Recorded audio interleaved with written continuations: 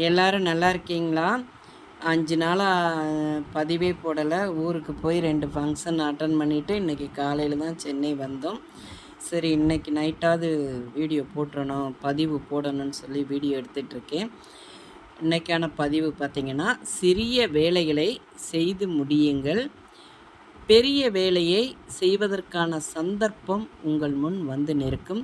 இது ரெய்னர் அவர்களுடைய பொன்மொழிகளுங்க. கண்டிப்பாக நான் இதுக்கு ஒரு கவிதை சொல்லிவிட்டு அடுத்து நான் சொல்கிறேன் விளக்கம். அதை வந்து பார்த்திங்கன்னா, கவி ஞாயிறு தாரா பாரதி அவர்களுடைய கவிதைங்க.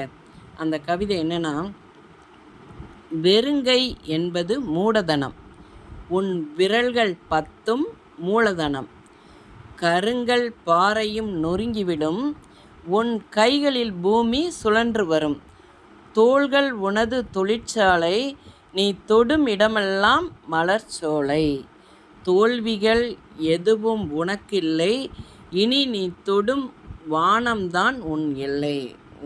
உன்னோட எல்லை வந்து வானமாக இருக்கணும்னு சொல்கிறாரு.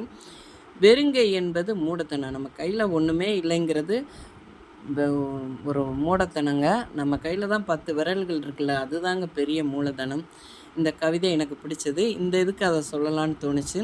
கண்டிப்பாக நம்ம செய்கின்ற வேலை எந்த வேலையாக இருக்கட்டும், நம்ம படிப்புக்கும் வேலைக்கும் சம்மந்தம் இல்லாமல் நம்ம வேலை செய்கிறோமே, நம்ம இவ்வளோ படிச்சிருக்கோம், நம்ம போய் இந்த வேலையை செய்கிறதா அப்படின்னு சொல்லி வரட்டு கௌரவத்தை உருவாக்கிக்கிட்டு நமக்கு வருகின்ற சின்ன சின்ன வாய்ப்புகளை நம்ம தொலைத்திடக்கூடாதுங்க.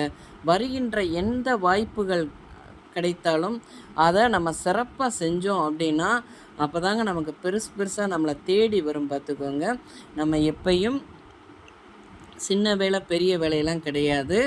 நம்ம செய்கின்ற எந்த ஒரு வேலையாக இருந்தாலும் அதை நம்ம சிறப்பாக செயல்பட்டு நம்ம அதை செய்தோம் அப்படின்னா கண்டிப்பாக வாழ்க்கையில் ஒரு பெரிய இது நம்மளை தேடி வரும்.